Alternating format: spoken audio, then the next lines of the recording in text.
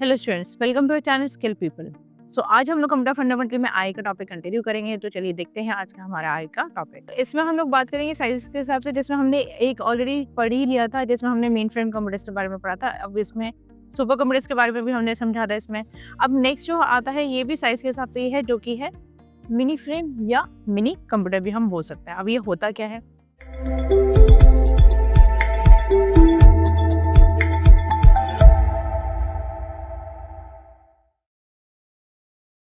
Hello students, welcome to channel skill people.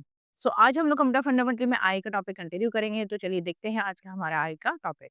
So last class में हम लोग जो टॉपिक कर रहे थे वो था टाइप्स ऑफ कंप्यूटर। सो इसी टॉपिक को हम लोग फर्दर कंटिन्यू करेंगे आज की क्लास में भी। तो इसमें हम लोग बात करेंगे साइज के हिसाब से, जिसमें हमने एक ऑलरेडी पढ़ ही लिया था, जिसमें हमने मेन फ्रेम कंप्यूटर्स के बारे में पढ़ा था। अब इसमें सुपर कंप्यूटर्स के बारे में भी हमने समझा था इसमें।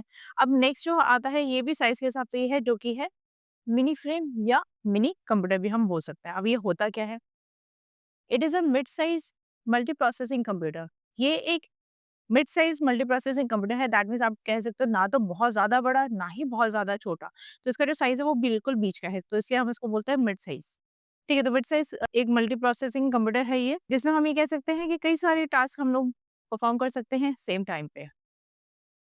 It consist of 2 or more processors and can support 4 to 200 users at one time.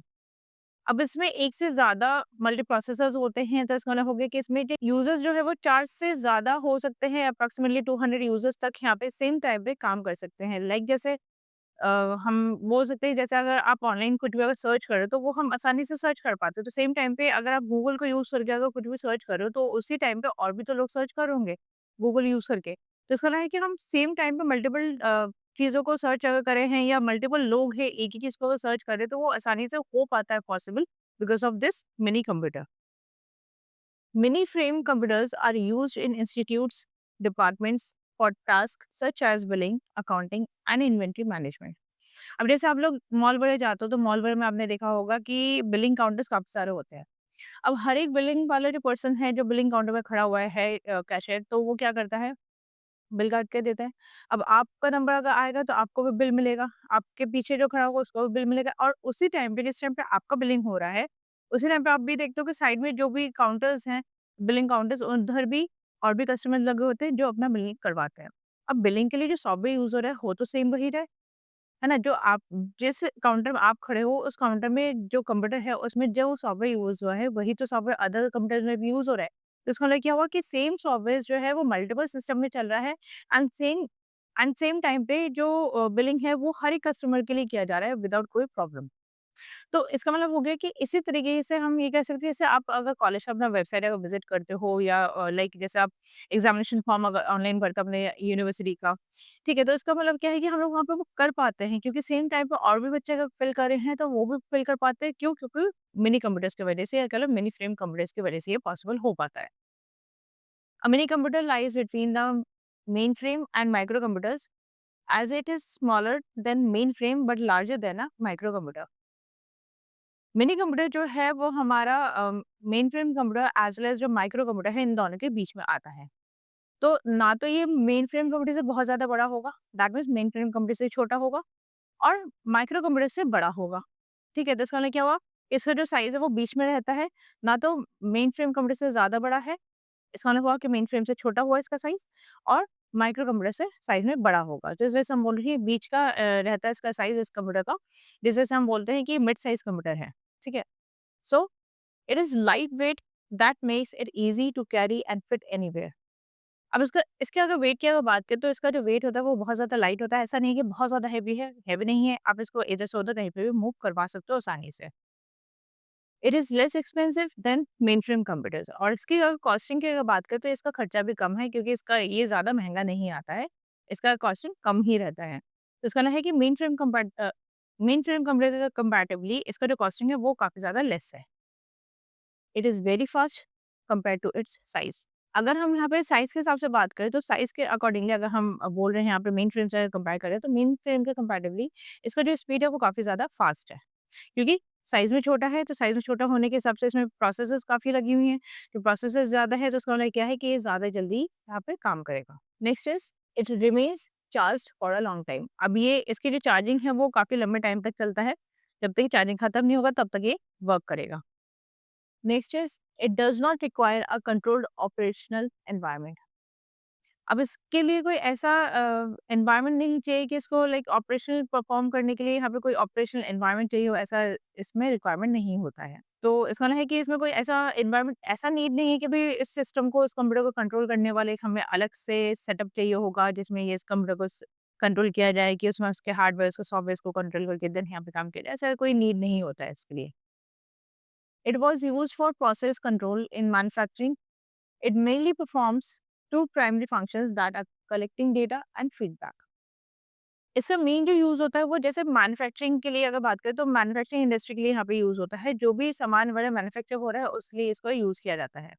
ठीक है? अब इसमें अगर हम बात करें कि इसमें फिर डेटा आता किस टाइप का है? इसमें जो भी डेटा है उसको कलेक्ट करने के पर्पज़ से यूज़ किया जाता है एज़ वेल एज़ इसमें अगर फीडबैक वगैरह चाहिए होता है तो उस पर्पज़ से इसका इस्तेमाल किया जाता है। सो ये था हमारा मिनी कंप्यूटर के बारे में, या आप कह सकते हो मिनी फ्रेम कंप्यूटर के बारे में, ठीक है। अब नेक्स्ट है work station. Work station is a single user computer that is design for technical और साइंटिफिक एप्लीकेशंस। वर्क स्टेशन को जो डिजाइन किया है वो बेसिकली डिजाइन किया हुआ है टेक्निकल पर्पज से, या आप कह सकते हो कि इसको जो डिज़ाइन किया हुआ है वो साइंटिफिक पर्पज से इसको बेसिकली डिज़ाइन किया गया है। लाइक जैसे जो भी हमारे साइंटिफिक एप्लीकेशंस है उसको अगर मैनेज करना है, उसको कंट्रोल करवाना है तो उसके लिए हमारी ये वर्क स्टेशन काम करता है। ठीक है? So it has a faster microprocessor, a large amount of RAM and high speed graphic adapters. इसमें जो माइक्रो प्रोसेसर है, इसका माइक्रो प्रोसेसर काफ़ी ज़्यादा फ़ास्ट काम करता है। और जो रैम है, रैम की भी अगर बात करें, उसके साइज़ की अगर बात करें, तो रैम का साइज़ भी काफ़ी ज़्यादा बड़ा होता है, ज़्यादा लार्ज होता है इसका रैम का साइज़ भी। As well as graphic adapters जो लगी हैं, जैसे हम बोलते हैं ग्राफिक कार्ड्स, वो भी काफ़ी ज़्यादा हाई होता है। तो इसका मतलब है कि इसमें जो फैसिलिटी है, वो ज़्यादा हाई लेवल का दिया हुआ है, जिसमें हमारे ग्राफिक कार्ड या ग्राफिक एडेप्टर्स भी ज़्यादा हाई लेवल का लगाया हुआ है। इस वजह से क्या है, ये आराम से किसी भी टाइप के लाइक डिज़ाइनिंग अगर करना है, वो डिज़ाइनिंग करवाने में ये मदद हमें करता है। तो इस वजह से भी हमारे यहाँ पे वर्क स्टेशन यूज़ किया जाता है काफ़ी ऑर्गनाइज़ेशन के द्वारा।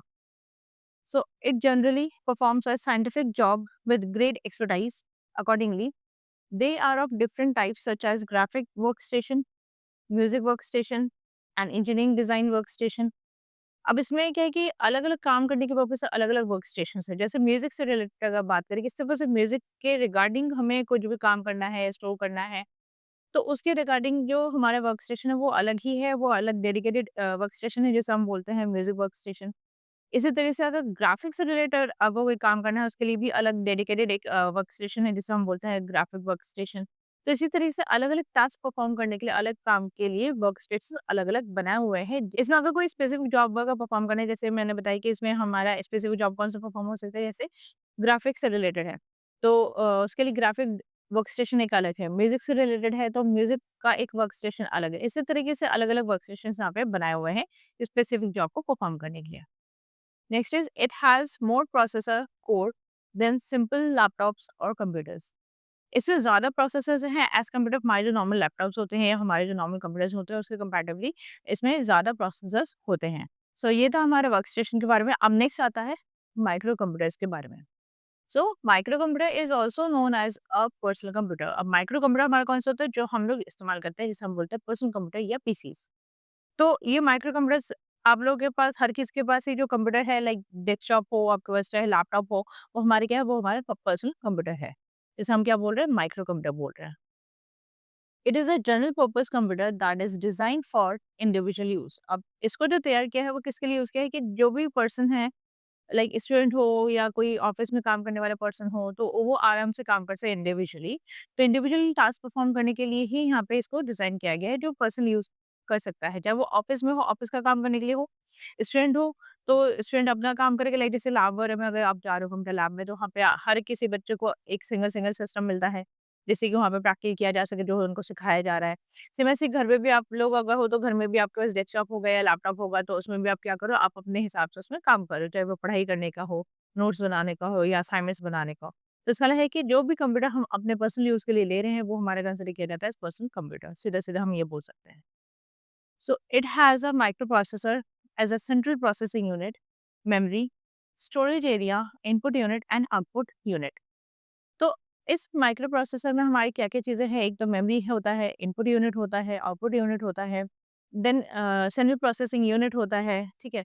As well as storage area भी होता है। तो इसका मतलब है कि इसमें हमारे ये सारी चीज़ें जो अवेलेबल है वो क्यों है? जिससे कि हम लोग स्मूथली यहाँ पे काम कर सकें। अब इनपुट यूनिट जब तक नहीं होगा तब तक आपके इनपुट डिवाइसेज़ वहाँ पे कनेक्ट नहीं हो पाएँगी। उसी तरीके से अगर आउटपुट यूनिट नहीं होगा तो आपका जो आउटपुट जो आपको देखना है स्क्रीन पे तो वो आपको नहीं दिखेगा। तो इसलिए ये होना बहुत ज़्यादा ज़रूरी है। इसी तरह से मेमोरी की अगर बात करें तो डेटा जो भी हमारा स्टोर होता है वो मेमोरी में जाके स्टोर होता है। तो इसका मतलब क्या होगा कि ये सारी चीज़ें जो है वो ये सारे कंपोनेंट्स जो है वो यहाँ पे अवेलेबल हैं। जब तक ये कंपोनेंट्स हमारे अवेलेबल नहीं होंगे तब तक आपका वो कंप्लीट कंप्यूटर नहीं होगा और आप उसमें काम नहीं कर पाओगे। तो इसलिए हम कह सकते हैं सीधा-सीधा कि जो माइक्रो प्रोसेसर्स हैं वो बेसिकली हमारा क्या हो गया, सीपीयू हो गया, सेंट्रल प्रोसेसिंग यूनिट हो गया, मेमोरी हो गया, स्टोरेज एरिया हो गया, इनपुट यूनिट हो गया एंड आउटपुट यूनिट हो गया। तो next is laptops and desktop computers are examples of microcomputers. ये ऑलरेडी मैंने आप लोगों को बता ही दिया है कि जो आपका डेस्कटॉप है, लैपटॉप है, वो हमारा माइक्रो कंप्यूटर के एग्जांपल्स हैं। So they are suitable for personal work that may be making an assignment, watching a movie, or at office. They are suitable for personal work that may be making an assignment, watching a movie, और at office for office work. ये चीज़ें already मैं आप लोगों को समझाई चुकी हूँ कि आप अगर घर पे हैं तो आप हो सकता है उसमें अपना स्कूल का काम कर रहे हो या कॉलेज का काम आपको दिया हो, असाइनमेंट्स वगैरह दिया हो वो आप कर रहे होंगे। ठीक है, ऑफिस में है तो ऑफिस से रिलेटेड काम कर रहे होंगे। ठीक है, तो इसका मतलब क्या होगा कि हम अलग-अलग जगह पे अलग-अलग टास्क परफ़ॉर्म करने के लिए हम लोग कंप्यूटर का इस्तेमाल करते हैं, जो कि हमारा उस टाइम पे खुद के पर्सनल यूज़ के लिए होता है। पर्सनल यूज़ का मतलब हो गया कि जो भी आपको टास्क दिया उस टास्क को जो भी आप लोगों को टास्क दिया है, उस टास्क को पूरा करने के लिए आपको वो सिस्टम मिला हुआ है, तो उस कंप्यूटर में आप पूरा टास्क अपना परफ़ॉर्म करोगे। ठीक है, तो इस वजह से हमारे ये माइक्रो कंप्यूटर्स होते हैं। ठीक है, जो आप लोग डेली के बेसिस में यूज़ भी कर रहे होगे इवन। सो ये थे हमारे डिफरेंट कंप्यूटर्स उनके साइज़ेज़ के हिसाब से। आज का क्लास हम लोग यहीं पे एंड करेंगे। अगर आप लोग को हमारे ये वीडियो अगर पसंद आया हो तो हमारे वीडियो को लाइक करें, चैनल को सब्सक्राइब करें, बेल आइकन को ज़रूर हिट करें जिससे कि हमारा जो भी नेक्स्ट वीडियो है इसका नोटिफ़िकेशन आप लोगों को तुरंत मिले। तो आज के लिए बस इतना ही। Thank you.